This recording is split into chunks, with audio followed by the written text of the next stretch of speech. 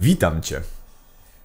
Cieszę się, że jestem tu znowu i że z Tobą zrobimy to razem dzisiaj. Dobry uczynek zrobimy. I powiem Ci, że data zobowiązuje, ponieważ dzisiaj jest piątek 13. Co Ty na to? To my robimy z daty. Ty wiesz, że ja się zajmuję medycyną informacyjną. A to znaczy, że ja się dbam o higienę myśli i uczuć. A to znaczy, że jeżeli to jest pechowy dzień, to naprawdę mogę zrobić z tego bardzo niedobry dzień. Nie dlatego, że pech istnieje, tylko ja sam sobie podstawiam nogę. Ale mogę powiedzieć, zawsze w piątki 13 zawsze miałem szczęście w życiu i do tej pory niech już tak zostanie, jak było. Od tej pory. To zależy, co my robimy z naszymi myślami.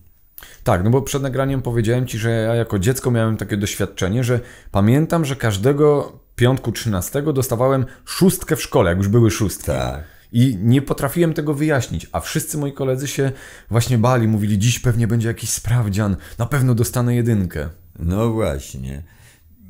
I jak się boisz, to się zacznie dziać, bo ty tracisz energię. Informacja jest energią, a energia jest informacją, falą nośną tych informacji. Jak ty nakładasz na to holopatycznie rzecz biorąc wzorzec uczuć albo myśli, tworzysz sobie tunel czasowy, w który wchodzisz, to się tam będzie działo. I później wiedziałem, że tak się stało. Oczywiście, że wiedziałem, trzeba było myśleć inaczej. A jest jeszcze ten przykład, że ktoś jedzie samochodem i mówi, nie mam dokumentów, byleby mnie tylko policja nie zatrzymała. I tam już za rogiem, albo na pewno nie będzie wolnego miejsca, nie będzie parkingu. Na pewno nie. Właśnie nie, my podjeżdżamy, jest coś, co się nazywa prawo synchronizacji. Ktoś wyjeżdża, ty wjeżdżasz na miejsce przed teatrem, gdzie nigdy nie ma miejsca. A w tym miejscu jest, bo ty potrzebujesz zaparkować się, wejść, żeby się nie spóźnić. Z taką precyzją nawet. Ja to 2 razy w życiu zauważyłem, z precyzją wręcz. Jak ktoś mi mówi, na pewno nie zdążymy, to ja mówię, wiesz co, ja wysiadam, biorę taksówkę, bo to wiadomo, że nie dojedziemy tam. Jak myślisz, skąd się to bierze? Z twojego doświadczenia, skąd się biorą te wszystkie, w cudzysłowie, zabobony? Bo to są zabobony typu, nie ma dla mnie miejsca na parkingu i to są zabobony. Czarny kot. Dokładnie. Skąd to się bierze? My się boimy życia, zamiast ufać życiu. Zauważ, w Biblii jest napisane i Jezus powiedział, albo Pan, co już na pewno nie, ale Jezus powiedział, amen, amen, tak i tak zróbcie, będzie dobrze. Amen, amen, amen, amen. Do dziś się mówi w hebrajskim 2 razy to słowo. Amen, amen. To znaczy zaufaj, zaufaj. Nie mnie, życiu. To nie jest to trust me z Nowego Jorku. I zapłać. To wiadomo, o co chodzi. Nie, don't trust me. Wierzysz w życiu? Nie, nie wiesz, bo nie wiesz nadal, jak będzie. Ty ufasz życiu, jesteś prowadzony przez życie od wewnątrz, żeby we właściwym czasie znaleźć się we właściwym miejscu, wśród właściwych ludzi. Na ten czas stanie się to, co jest dobre dla twojego rozwoju. To jest też bardzo ważne. Modliłem się i nic z tego nie wyszło. Bo nie dodałeś tam, dawniej to się nazywało zaklęcia. Nie dodałeś, nie zaklęcia, nie dodałeś, o ile to będzie dobre dla mojego duchowego rozwoju, niech tak się stanie. I trzeba pstrykać, kto potrafi. Więc to się stanie wtedy, bo to jest dobre dla mojego rozwoju. Jeżeli się nie stało, znaczy że moja modlitwa nie została wysłuchana. To jest znowu negatywne. I to jest kolejny zabobon. Tak jest, nie, to jest zabobon. It's a superstition, pamiętasz to? Więc nie. O ile to jest dobre dla mojego duchowego rozwoju, niech się tak stanie. Czasem są ludzie, tacy psotnicy, wiesz, którzy ci powiedzą, dobra, to ja idę napaść na stację benzynową, o ile to jest dla mnie dobre, właśnie potrzebuję kasy, niech się tak stanie, że ja napadnę ich, a policja mnie nie złapie. To jest coś, co się nazywa życzeniowym myśleniem i to jest ludzkie. W Bogu ty sobie nie życzysz, ty dziękujesz za wszystko. Dziękuję za wszystko. poszedłeś mimo to, że to koliduje z boskim planem, z boską wolą, z tym, co Bóg ci radzi, a Bogiem jest tylko życie, nie ma innego Boga. Życie jest święte i tak ma to zostać. I święte życie mówi, lepiej nie napadaj na stację benzynową, która należy do twojego bliźniego, który też potrzebuje pieniędzy na życie w tym świecie. Ty mówisz, tak, ale moje sprawy są ważniejsze. Nie. Przed obliczem Boga jesteśmy wszyscy równi. Wszyscy jesteśmy nosicielami tego samego życia. Jeżeli mi się nie uda i mnie złapią, albo jeszcze mnie poszczeli jakiś szeryf w Teksasie i do końca życia mogę źle mieć brzydkie wspomnienia z tamtego czasu, to nie dlatego, że Bóg mnie ukarał, tylko dlatego, że ja nie dodałem, o ile to jest dobre dla mojego rozwoju duchowego, nie finansowego. Zawsze się nam stanie to, co jest dla nas dobre. Nie dzieją się rzeczy te, które w danej chwili, w świętej teraźniejszości nie są dla mnie dobre. Trzeba zaczekać cierpliwie, a cierpliwość jest boską cechą, boską właściwością.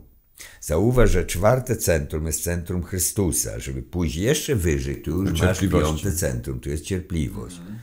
Później dojdziesz do miłości, czyli do Ojca, to nie jest ten Ojciec i Syn, tylko do tego Ojca naprawdę. I do miłosierdzia. Przyszynka ściągnie z miłosierdzia i wtedy ty wracasz do domu. No właśnie, to jak myślisz, dlaczego jednak bardzo dużo ludzi też wie o tym, że są to zabobony w jakimś cudzysłowie, ale mimo to gdzieś podświadomie ludzie wykonują to? Boją się, bo nie mają zaufania do życia. Ostatnie 2 lata to był dowód na to, że ludzie, którzy byli naprawdę, ja mam paru znajomych, których poważałem, biznesmenów, trzeźwych ludzi, w biznesie, w życiu, nigdy bym nie przypuszczał. Usłyszałem coś takiego, wiesz, Romek, z tym o szczypiorku mówimy oczywiście, prawda, do sałatki, tutti frutti. I nas stać na najlepszy szczypiorek. Ja mówię, tak, ale ty nie wiesz, jaki rodzaj szczypiorku kupujesz. Zaczekaj jeszcze troszkę z tym. Zobaczymy, co się dzieje na świecie. Już teraz nie zobaczy. Już zobaczył z drugiej strony, za kurtyny. Później we Frankfurcie to samo. Są ludzie, których poważałem i szanowałem. To nie byli gangsterzy. To byli ludzie, którzy naprawdę wypracowali sobie coś w życiu, firmy, tego, legalnie pracowali, płacili nawet podatki, nie widzieli w tym nic złego, że muszą je płacić, w porządku. Tak żyli, dorobili się, mieli Mercedesy, mieli wille. I nagle stać nas na to. Na co cię stać?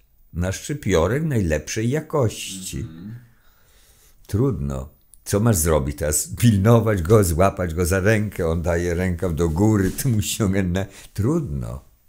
Ty nie wiesz, co bliźni, czyli dusza, użytkowniczka tego ciała, co ona potrzebuje. Może ona nie chce już tu być w tym świecie, pomimo tych sukcesów. Dość, wycofuje się. A ty nagle nie chcesz mu pozwolić się rozwinąć duchowo. Stąd dotąd, dziękuję, dorobiłem się, zasadziłem drzewo, postawiłem dom, kupiłem córce butik, synowi, ja wiem, Ferrari. No i w banku jest parę milionów, czegokolwiek i odchodzę. Nie, no co ty? No to on musi mieć alibi. Właśnie dostałem kataru, przeczytał, że nie można się, nie traci się węch, to on traci. Jeszcze w piątek 13 się to zdarzyło, to już na pewno jest to. Jesienią oczywiście, tak. Nie, na zimę, bo grypa, właśnie, sezon. Tak. Już się era zaczęła nawet. Before and after. Przed Chrystusem, po Chrystusie. Przed COVID-em, po COVID. To znowu są myśli ludzkie, o tym właśnie mówimy, Michał, o myślach. My żyjemy w świecie myśli. Kamera, książki, mikrofon, to są ludzkie myśli. Inspiracja dała nam to, co potrzebujemy, mamy do pracy. Ale są inni ludzie, zostawiają po sobie broń atomową, broń jądrową, broń neutronową. Słyszałeś o tych neutronowych historiach, prawda? Nie będziemy już bombardować się nawzajem, będziemy neutronową broń mieć. Ludzie poumierają, a my przejmujemy mieszkania po nich. Cudowny patent jest. To na pewno nie pochodzi od Chrystusa, ani od Buddy. Ale jakieś myśli musiały to zmaterializować. To są pewne byty, które upadły tak nisko, że oni świadomie te byty, one, te byty, nie chcą wrócić do źródła. I to nawet ostatnio zauważyłem w internecie, choć ja tego nie szukałem, to na przykład znajomi czy pacjenci wysyłają do mnie: panie Romanie, niech pan posłucha. No i się okazuje na przykład tak, że były dwóch aniołów. Na początku było dwóch aniołów. Nie ty i ja, tylko było dwóch aniołów. Jeden się nazywał Satana, tak jak powiedział pan Roman, a drugi się nazywał Lucyfer, bo był świetlisty od łacińskiego słowa lux. Zakładamy, że już wtedy była łacińska cywilizacja i tak dalej. Jak Satana zaczął namawiać do złego, to Lucyfer mówi: nie idźcie za nim, chodźcie za mną. I dlatego otwieramy drzwi i wchodzimy w wymiar lucyferianizmu, który nie jest satanizmem. Welcome home. Takie rzeczy się słyszy i czyta się dzisiaj w internecie. I jeszcze jedną rzecz usłyszałem w ramach dowcipów kosmicznych czy plotek. Na Ziemi w tej chwili żyje kobieta, w której jest 50% Lucyfera. Na Ziemi mieszka w tej chwili człowiek, mężczyzna, którym jest drugie 50. Wiesz, są takie serduszka, że się łamało, ty i ja, ja i ty. Jeżeli te dwa osobniki spotkają się na Ziemi i jeden osobnik wpłynie na drugiego, mentalnie wpłynie i później fizycznie, powstanie z tego jak zwykle trzecia fala, side effect, to się nazywa dziecko. To dziecko będzie właśnie ciałem, w które wejdzie Lucyfer i nareszcie tego szatana przepędzi i zacznie się nowa era. Ludzie, to jest to. I ktoś to sieje. Jeszcze dodam jedno zdanie. Wiesz, czemu to sieje? Ze strachu, bo oni widzą, że już się nie da inaczej otumanić ludzi. Już te parę tysięcy lat od Mojżesza przez Jezusa aż do dziś nie łobrodziło. Religie nie zdały egzaminu, hipnoza nie zdała egzaminu, sugestie nie zdały egzaminu. Ludzie się budzą, dusze się budzą nawet w astralu, a dzieci tak zwane indygo, kryształowe, jak je tu nie nazywają, schodzą na ziemię, ochotnicy, i oni nie przychodzą tu się niczego nauczyć. Oni przyszli tu uczyć, tu są dzieci, które uczą dziadków swoich dzisiaj. I dziadek nie wie, co odpowiedzieć na to pytanie. Tak, a czemu tak myślisz, dziadku? Bo wszyscy tak myślą. No i co z tego? Takie rozmowy słyszały. No i co z tego, że wszyscy tak myślą? No, dawniej już by dziadek wziął pasa i nauczył. Nie, dziadek widzi, że, bo on wewnątrz też czuje już od dawna, że to nie tak. To tutaj mi się przypomina też historia. Ksiądz mówi: no czy ktoś chce zadać jakieś pytanie? I mówi: tu proszę, mikrofon daję. I był w klasie chłopczyk, który wiedział, jak zadać niewygodne pytania. I potem tam co ksiądz odczytał, ksiądz podaje ten mikrofon, ten chłopczyk bierze ten mikrofon i tak, no, czy słyszałeś, synu, co ja tu przeczytałem? I ten chłopczyk tak bierze ten mikrofon i mówi: a skąd wiadomo, że to Bóg powiedział? Tak. I tu się zamyka kurtyna. To ja ci to też uzupełnię. Jest taki filmik, nie wiem, czy jeszcze jest. Ojciec przyszedł chyba w Niemczech, nieistotne. Przychodzi ojciec po córeczkę do przedszkola. Zastaje dzieci, jeszcze malują coś. On wchodzi, widzi, ona tam siedzi, zaczyna to fotografować. I teraz podchodzi pani przedszkolanka i się tam pyta: Helga, czy Kasia, czy whatever, co ty malujesz? Pana Boga. A ty widziałaś kiedy? Nie, za chwilę zobaczysz. To są geniusze. Nie dadzą sobie rady z życiem. Z życiem nikt nie wygrał jeszcze. Idziesz na ulicy, balaty stoją jakieś te, nagle tam jakieś jedno zielone coś wyszło spod Przebija tego. się. Tak, nie da rady, to jest ta dziewczynka. I też wracając do tego, do tych powiedzmy myśli, do tych rzeczy, którymi ludzie emanują i manifestują rzeczywistość, no bo powiedzieliśmy o tym, że ludzie tworzą jakieś powiedzmy demoniczne koncepty poprzez te podszepty, które do nich spływają, prawda? To jakby z jednej strony. Ale z drugiej strony człowiek gdzieś ma wewnętrznie podszepty własnego ducha, własnej duszy, która nie jest niczym obciążona. I teraz jak to jest? Czy te podszepty z zewnątrz, czy one po prostu zakrywają ludzką duszę i na tyle jakby nią manipulują, że człowiek nie jest w stanie dokopać się do swojego głosu? Sugestia. Tak. Jest nawet takie coś, prawda, w tak zwanej hipnoterapii, co jest nietrafne, bo sama hipnoza nie jest terapeutyczna, tylko jest narzędziem. Post-hypnotic suggestion po angielsku. Czyli ja tobie mówię, jak skończymy ten wywiad, ja na przykład, no ja nie palę teraz papierosu, to zapalę sobie trawkę i ty nagle zobaczysz, że w drzwiach stoi święty Mikołaj i przyniósł ci prezent. Poczujesz zapach, on ci da prezent, ty powąchasz i to jest na przykład Azuro, czy Azaro, Armani. My skończyliśmy, ja to zrobię i ty nagle patrzysz, rzeczywiście stoi w drzwiach święty Mikołaj. Wierzyłeś całe życie, że nie ma czegoś takiego. I nigdy nie wpuszczałeś go do dzieci, na przykład za blisko swoich.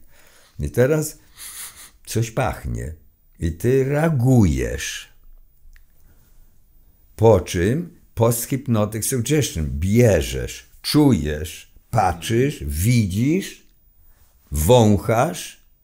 Jeszcze jak ja ci powiem i nagle usłyszysz dzwony, albo nagle się włączy radio, cokolwiek, i Michał z Each One Teach One, to się zacznie dziać, ale nie na zewnątrz, w twojej głowie. Znam taką dziewczynę, która jest święcie przekonana, że to, co się z nią dzieje, to jest część rzeczywistości. Na początku to tak wygląda, że ona widzi duchy i mówi z duchami, ale tak naprawdę koło niej nie ma nawet duchów. Jej to jest wczytane w podświadomość i ona wierzy w danej chwili i słyszy, rozmawia, zaczyna gestykulować, uśmiecha się albo mówi wcale nie. Ale to jest wczytane. I to jest tam, co ty mówisz, że człowiek do tej pory żył inaczej i nagle to się nie z nim dzieje, to się w nim dzieje, jemu wczytano. Post-hypnotic suggestion. Za chwilę zobaczysz Archanioła Gabriela. Tak. I on widzi, to można wzmocnić, jak będzie ten projekt użyty, projekt Blue Beam. Tak. Ci, którzy z astralu obserwują, co się dzieje na Ziemi, będą pomagali satanistom na Ziemi. Zatrzymać nie można, bo to jest to jest powszechny proces odnowy. Oto czynię wszystko nowe, powiedział Chrystus. Więc oni opóźniają to właśnie, a to tworzą szypiorki, a to iluzje, wojny. A to trzecia wojna, a to whatever. I niektórzy wierzą w to, nawet do dziś niektórzy chodzą w kwefach. Ja myślę, że kiedyś była jakaś okropna epidemia i zwalono to na kobiety, że to one rozsiewają i one do dziś już później noszą te kwefy, bo to należy, tak jak staniki, jak majtki, noszą to też. Są ludzie, że rano się goli, myje, ubiera, jedzie do pracy. Mój syn, co ci opowiadałem, ma kolegę w Tel Awiwie, w Jerozolimie żyje. On jedzie z Tel Awiwu do pracy, tamten z Jerozolimy, po drodze się spotykają, jadą do tej samej pracy. I nagle się okazało, że ten chłopak niepotrzebnie, już nie ma tej histerii tam. On wziął drugą dawkę, bo nic nie wiadomo i na wszelki wypadek jeszcze przeciw grypie. Jak bierzesz to przeciw grypie, wiesz, tam opustoszyły się wszystkie domy starców naraz w Izraelu. A dlaczego? Bo oni się bali, bo dowiedzieli się, że na grypę nawet można umrzeć. No i rzeczywiście właśnie zrealizowano to. tak, i to jest to uwierzenie i zaczęcie żyć tą sugestią. Tak, Ci ludzie zaczęli żyć tą sugestią. Popatrz, żył taki człowiek na ziemi, się nazywał Tołstoj, Lew Tołstoj, czyli gruby po polsku, nie tłusty, gruby. Tołstoj zrealizował w życiu codziennym kazanie na górze. To znaczy, to nie było kazanie, tylko objawienie, obwieszczenie Chrystusa, że tak można żyć, a wtedy nie będziecie się źle czuć. O. Po prostu, to nie jest żadne kazanie, bo jak nie, to kary Boże na was spadną i COVID. Wcale tak nie było. Nawet o COVID-zie nigdy nie mówił. To znaczy, że był niedoinformowany? Nie, bo to była iluzja, a nie prawda. Jak jest trzęsienie ziemi, to nas dotyka, to wmówiono ludziom. Do dziś nikt nie widział tego. Pokazano jakąś kulkę z takim tym i ludzie wierzą, że to jak im pokazano, to tak wygląda. No do tej pory nic. A był taki profesor, prawda, że laureat Nagrody Nobla, Francuz, o ile pamiętam, Montaigne, doktor Montaigne, prawda? Już go uciszono i go zastraszono, że nie dostanie emerytury i tak dalej, że wypadki chodzą po ludziach i przestał. No, dziadek chce sobie pożyć jeszcze parę lat, wypić dobrego szampana, zjeść fromaż i koniec. No co, z kim się ma szarpać? Z duchami? Ale maseczki nie nosił. Nie zakwefił się. No właśnie, czyli te sugestie spływają do ludzi, jednak uważam, że i wiem, że da się tym żyć, bo my tym żyjemy na co dzień, że ty wybierasz, czy wchodzisz w sugestie, czy nie. Tak. I zauważ, że nie można nikogo przymusić. I przykład dał właśnie Chrystus, który był użytkownikiem ciała imieniem Jezus. Nie zmusicie mnie. No to na krzyż. To ja zostawiam na wieszaku to ciało, no. Wybaczam wam, nie wiecie, co czynicie. Przecież my jesteśmy wszyscy połączeni. To już nie jest teraz jakaś religia czy coś. Zauważ, że Dieter Broes jako naukowiec mówi o tym. Wszystkie nasze mózgi, nasze dusze, nasze aury stanowią jedno pole. Tak. Koniec, kropka. Jesteśmy wszyscy połączeni. Komunikacja jest klejem wszechświata. Bez komunikacji nic by się nie stało. Musi być komunikacja, nawet negatywna, ujemna. Na przykład ja kogoś nienawidzę, on mnie. To jednak jesteśmy w komunikacji. A to, że my marnujemy energię na coś podobnego, zamiast razem coś stworzyć, przecież jeżeli my jesteśmy współtwórcami, mikrokosmosami w makrokosmosie, współtwórcami twórcy. My mamy tworzyć piękne galaktyki, piękne wymiary. Ludzie marnotrawią to, duchy, te byty, o których my marnotrawią to, byleby opóźnić rozwój. To nic nie pomoże. Tak. Za chwilę się okaże, że nawet nie będzie można opóźnić. Już słyszałem tak, to co, panie Romanie, na siłę to będzie? Tak. A komu się nie podoba, może sobie wziąć adwokata. Ja nie wiem, jak poradzić tu, ale ewolucji się nie da dłużej manipulować.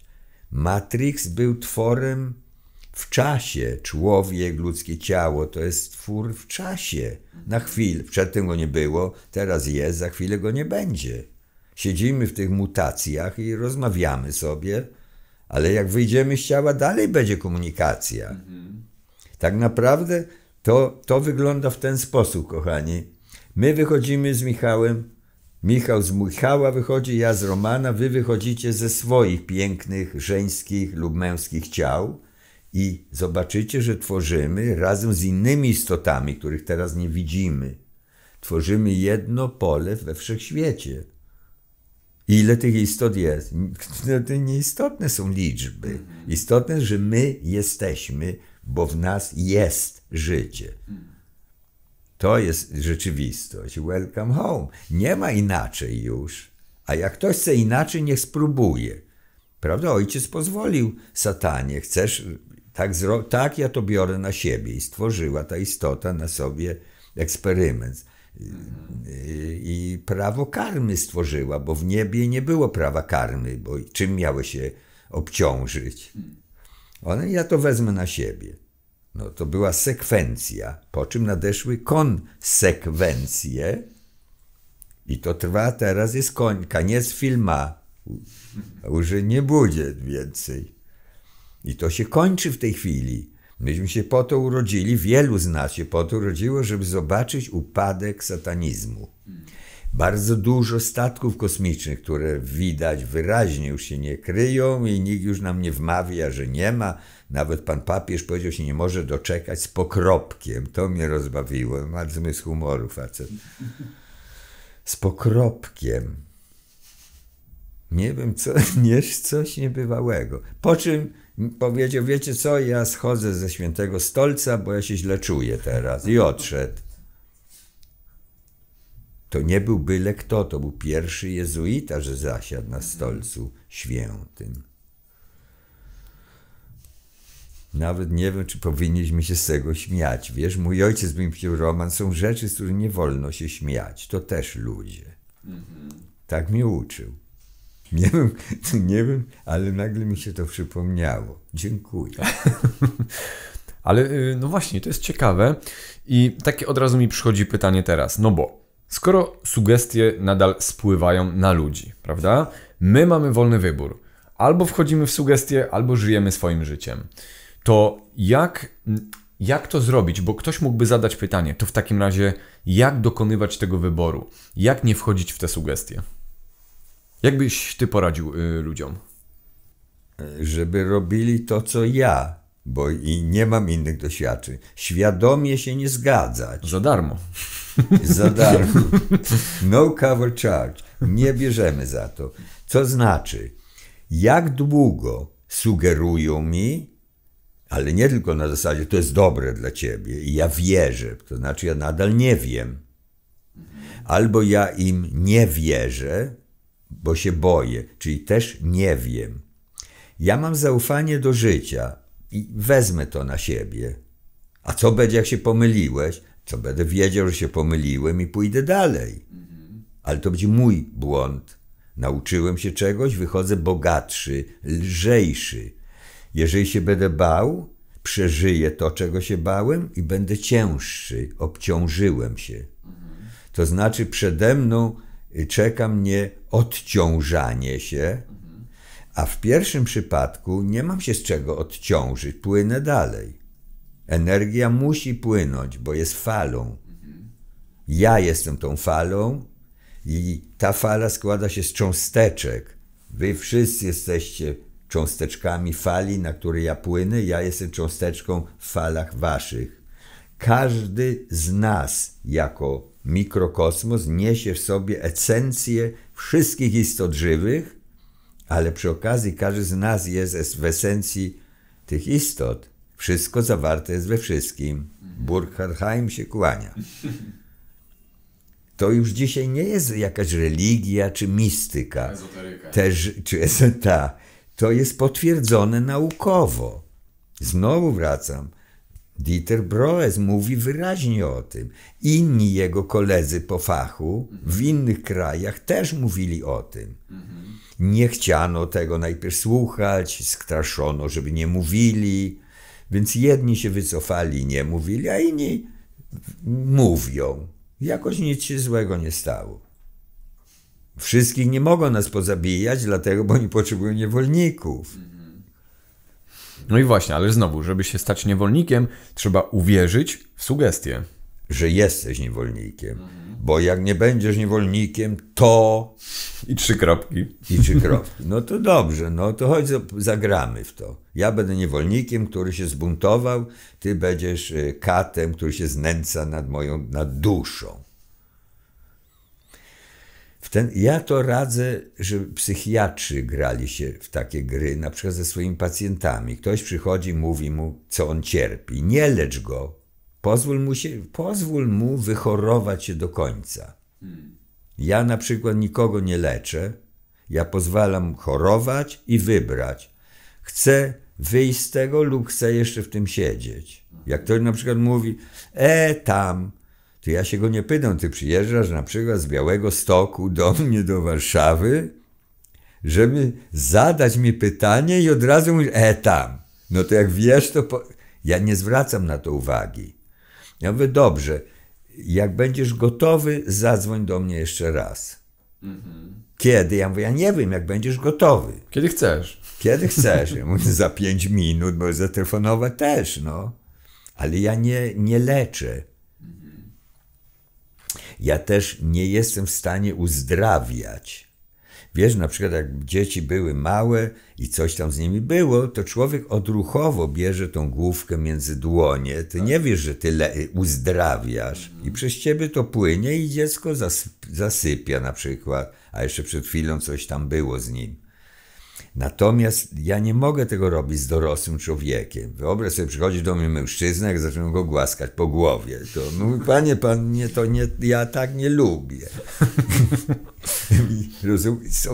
My mamy sobie różne programy już teraz, ale ja mogę to robić na przykład w ten sposób, że jak on wychodzi, że jednak się boi jeszcze zmienić swoje nastawienie, bo co on się boi? Zmienić nastawienie do rzeczywistości. To ja mogę sobie wyobrażać, że ja oddaję go w ręce Chrystusa i za nim idzie piękny anioł, nazwijmy go Chrystusem, Gabrielem, w zależności od potrzeb. Jak to jest w Jerozolimie, definitywnie to jest Gabriel. Jak to jest, powiedzmy, w Austrii, to jest Chrystus.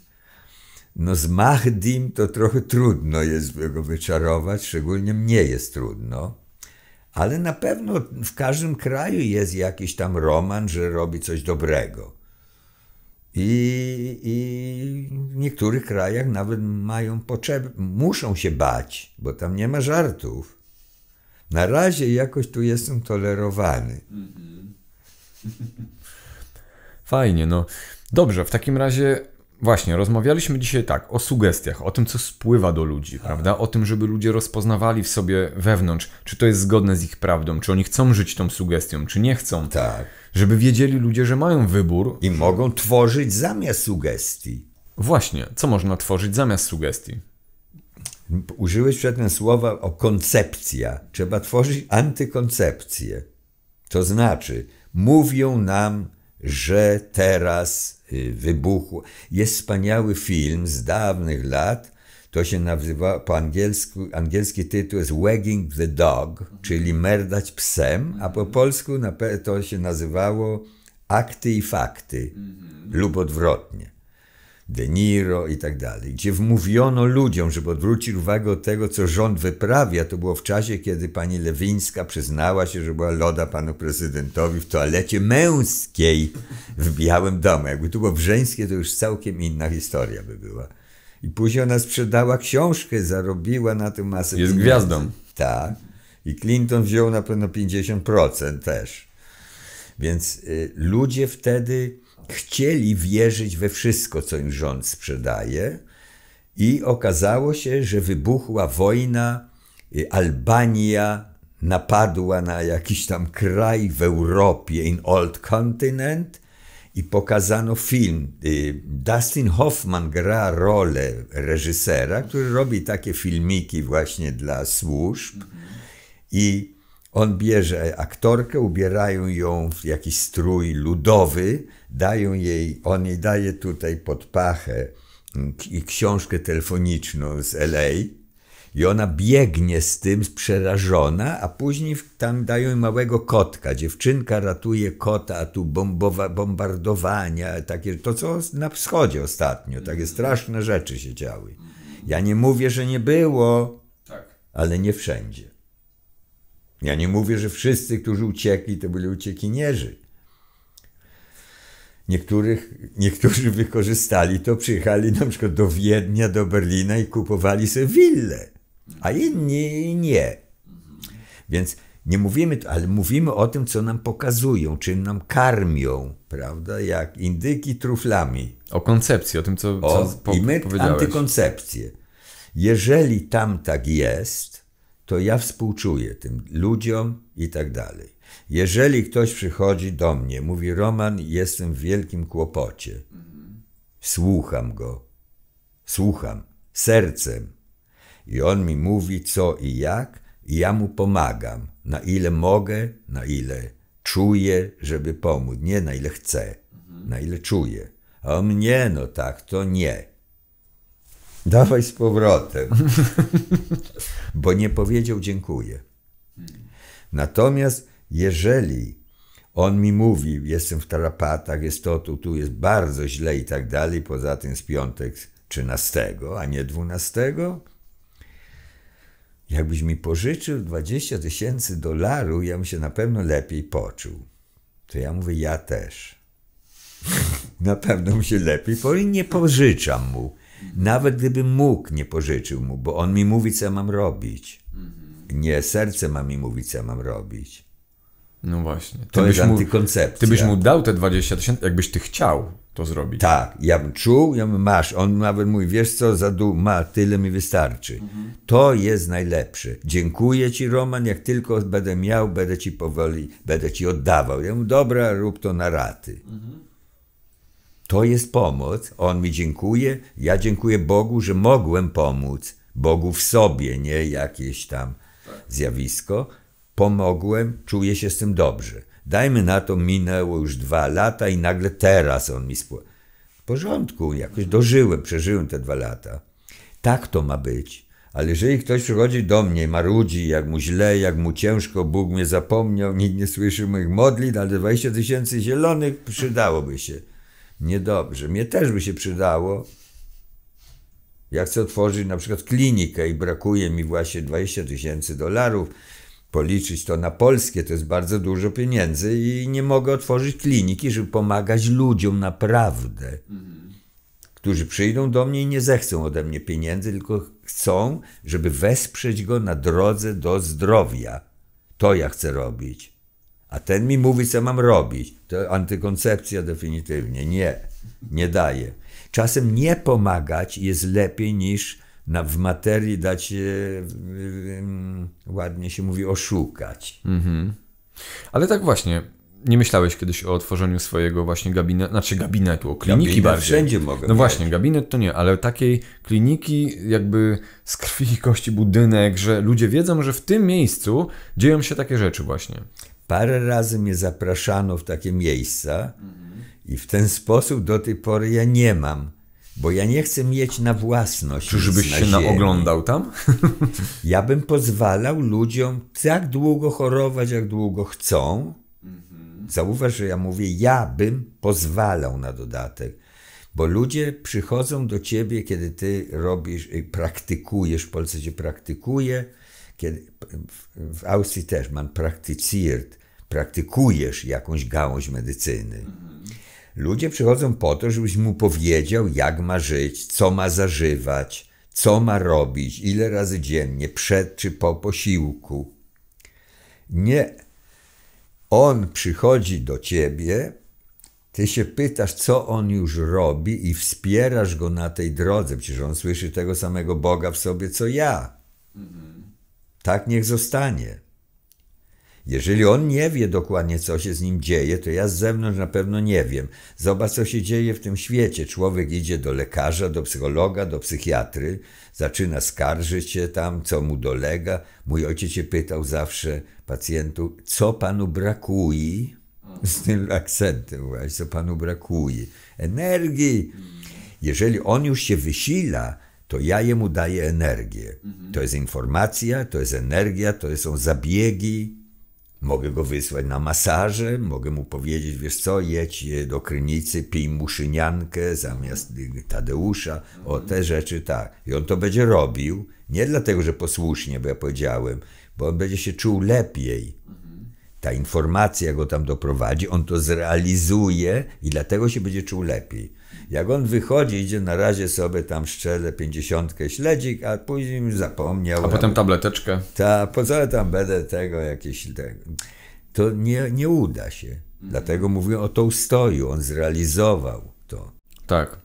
I książka Tołstoja jest, prawda? Jest, u Szymona, książki u Szymona, Indygo. Wydawnictwo Indygo Book. Tak. Polecam naprawdę z całego serca. Lew Tołstoj, który pisał do Gandhiego: nie zabijaj wrogów swoich, nie zabijaj Anglików, czyń dobro tym, co wam zawinili, spokojnie to się rozpuści wszystko, inaczej wy będziecie zabijać ich, oni będą was zabijać z powrotem, że są silniejsi. Nie, tak nie. No to książka została obłożona od razu przekleństwami przez kościoły prawosławne i inne też, bo tam jest wyraźnie powiedziane do żołnierzy: nie bierzcie broni do ręki przeciw bliźniemu swemu. Właśnie ta książka jest zakazana w ogóle, prawda? Jest zakazana. Nawet nie wiem, czy do dnia dzisiejszego. Tak jest. Trzeba to czytać. Człowiek, który zrealizował w czasach, kiedy nie było komputerów, SMS-ów, telefonów, nie było coś takiego, on do niego dzwoni: hej, Mahatma, how are you? Tak nie było. Musiał jakoś się porozumieć nie z rosyjskojęzycznym człowiekiem w Indiach. On musiał się połączyć z kimś z innego świata, który w ogóle nie zna angielskiego. On musiał się nauczyć. Oni się porozumiewali. To nie jest SMS tu i już w Nowej Zelandii ziutek odebrał od ciebie. Nie. To były czasy, kiedy to, wiesz, ty napisałeś list i czekałeś na odpowiedź na przykład pół roku. To była całkiem inna wibracja, inny puls życia. A jednak obaj zrealizowali. Nie zabijali ludzi. To jest wielka rzecz. Wiesz, ja na przykład zdałem sobie sprawę, że po wszystkich moich przygodach, łącznie ze służbą w armii izraelskiej, nie zabiłem jeszcze człowieka do tej pory, ale jeszcze mówię dlatego, że ja wiem, że to się nie zdarzy, bo czego nie ma teraz, nie będzie później. A to, co jest teraz już, albo masz za sobą, definitywnie to czeka w przyszłości. Chyba że znowu antykoncepcja. To co, dasz się zabić? Tak. Nie ma innej odpowiedzi na to pytanie. No to ja nie potrafię, tak? To strzelajcie się dalej do siebie. Przecież na wojnie się spotykają ludzie, którzy się nie znali przed chwilą i się zabijają nawzajem, bo powiedziano im. To się nazywa z rozkazu. I sugestia znowu. Tak. To jest chyba jedna z najsilniejszych sugestii. Cudownie jest zginąć z bronią w ręce. Zabijając bliźnich, których nie znasz, którzy ci nic złego nie zrobili nawet. Nic ci nie zrobiono, nie tknięto twojej starej matki, tym mnie zawsze straszono. I małych dzieci. To będziesz tak siedział z założonymi rękami i patrzał się, jak jakiś żołdak gwałci twoją starą matkę. Ten człowiek projektuje na mnie swoje głębokie lęki i obawy, że Bóg go zapomniał. Dlaczego ktoś miał gwałcić moją starą matkę? Ona nawet gestapo przeżyła, wprawdzie bez zębów, ale nie zgwałcono jej. Przynajmniej ja podsłuchiwałem zawsze pod drzwiami i nie opowiadała o tym, bo mi nie mówiono o takich rzeczach.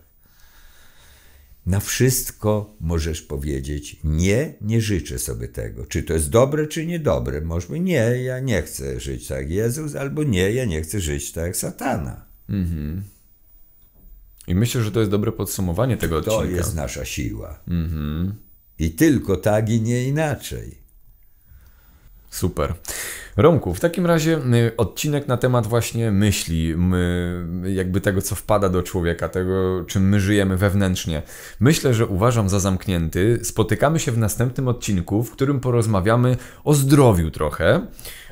Teraz mówiliśmy bardziej o zdrowiu mentalnym, duchowym, energetycznym, a w następnym odcinku porozmawiamy też trochę o tym, ale bardziej o zdrowiu fizycznym też. Idziemy na zdrową herbatkę. Dokładnie. Także do zobaczenia w następnym odcinku. Do zobaczenia, kochani. Pijcie herbatki zdrowe tylko.